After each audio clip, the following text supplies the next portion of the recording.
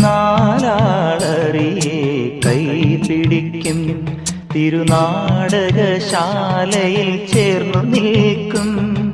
നാലാളറിയെ കൈപിടിക്കും തിരുനാടകശാലയിൽ ചേർന്നു നിൽക്കും.